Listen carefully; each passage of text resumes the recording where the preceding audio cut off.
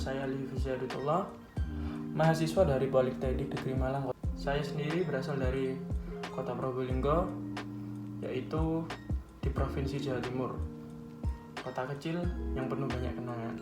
Nah, tujuan saya membuat vlog ini adalah untuk memenuhi tugas UTS, yaitu menceritakan sebuah tempat tinggal, yaitu kota saya sendiri, Kota Probolinggo, dengan saya sendiri, yaitu menceritakan satu tempat yang sangat ikonik di Kota Probolinggo, yaitu alun-alun Kota Probolinggo.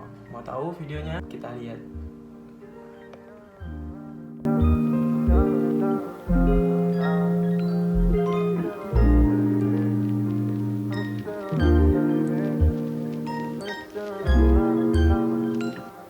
Dulu alun-alun tidak seperti ini ya. Sebelum adanya renovasi, alun-alun itu penataannya sangat tidak rapi karena di setiap sisinya itu terdapat banyak kursi-kursi yang berlebihan dan tata letaknya juga sangat tidak efisien.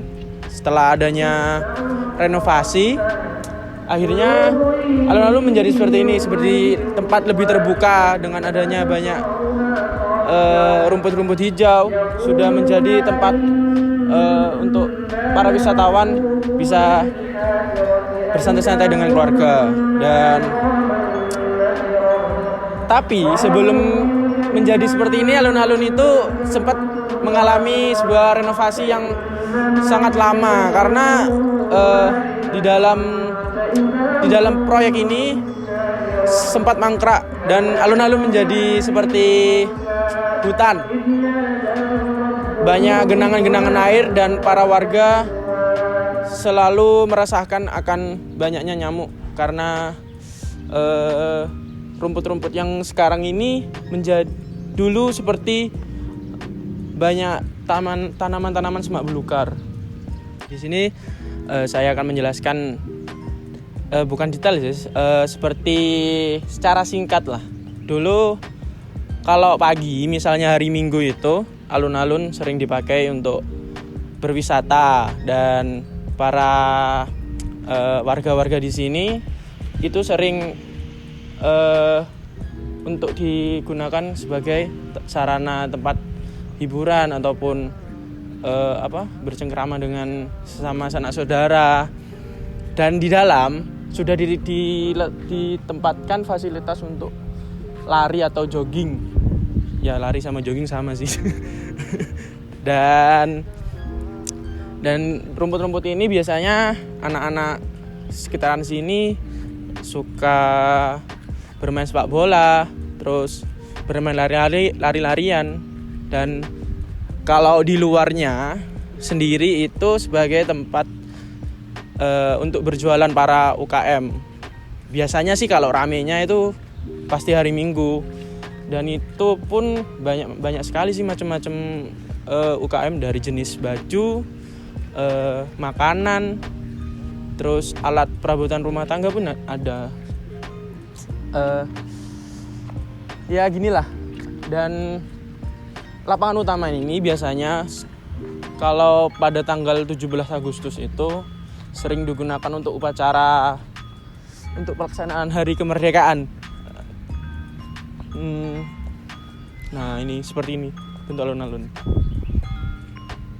Nah, di depan alun-alun sendiri itu ada namanya, yaitu Masjid Agung.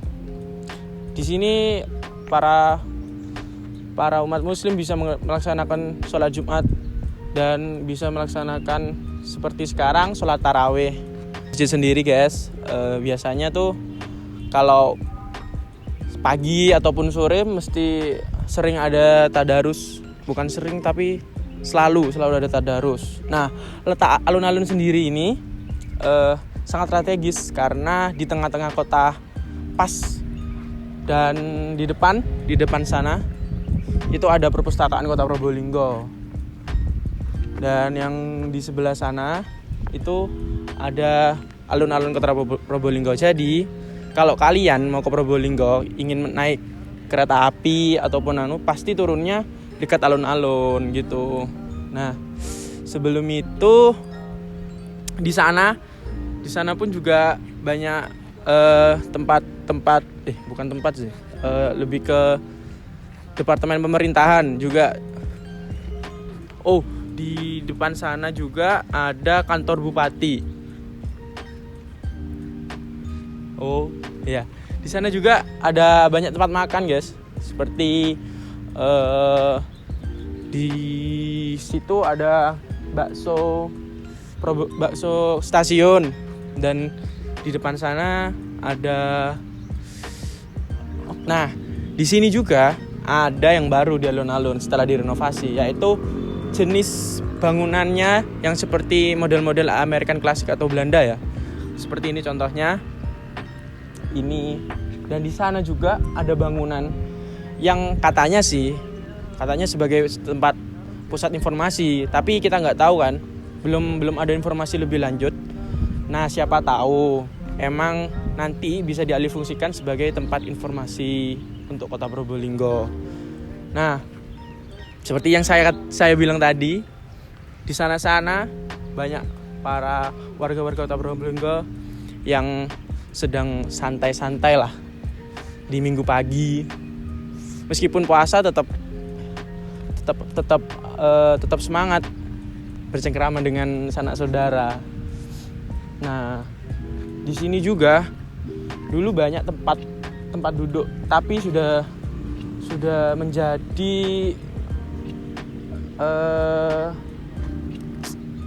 nah, sayangnya para warga Probolinggo kurang antusias karena banyak sarana-sarana yang sudah diperbarui sekarang sudah rusak karena kelalaian warga Probolinggo. Contohnya rumput ini kan sudah ada tanda di situ tidak boleh menginjak ataupun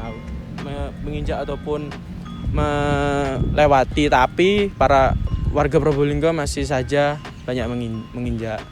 Semoga aja kedepannya para warga Probolinggo lebih sadar akan perawatan alun-alun Kota Probolinggo. Nah, di situ ada mas guys. Mari kita tanya tentang bagaimana alun-alun Probolinggo dulu dan bagaimana tanggapannya tentang alun-alun Probolinggo sekarang. Sekarang ayo guys kita tanya. Mas, permisi, saya ingin menanya pendapat Anda bagaimana tentang alun-alun dulu sebelum direnovasi dan setelah direnovasi. Bagaimana pendapat Anda? Kalau dari saya sih karena udah mangkrak beberapa waktu lalu ya, jadi saya tidak sedikit lupa mengenai kondisi alun-alun yang sebelum direnovasi. Mungkin saya hanya sedikit memberikan tanggapan. Ya, kalau menurut saya sih alun-alun yang sekarang ini jauh lebih rapi tatanan ruangnya ya. Karena dulu itu terdapat taman bermain yang mungkin di sebelah sana sehingga membuat lebih padat, dan mungkin karena sekarang ini semuanya diratakan sehingga terlihat lebih luas ya. Namun yang disayangkan ada sedikit beberapa hal yang dihilangkan dari ciri khas alun-alun itu, seperti lapangan voli yang dulu ada di sebelah sana kan bisa menjadi sarana untuk latihan bagi mungkin anak-anak yang tidak memiliki biaya untuk menyewa lapangan. Nah, ya itu sangat mungkin menurut saya disayangkan kalau dihilangkan ya. Nah, pertanyaan saya yang kedua, kan sebelum alun-alun ini direnovasi ada fasilitas untuk para pengunjung yaitu wifi gratis. Nah, setelah direnovasi, kenapa fasilitas tersebut malah dihilangkan? Bagaimana pendapat Anda?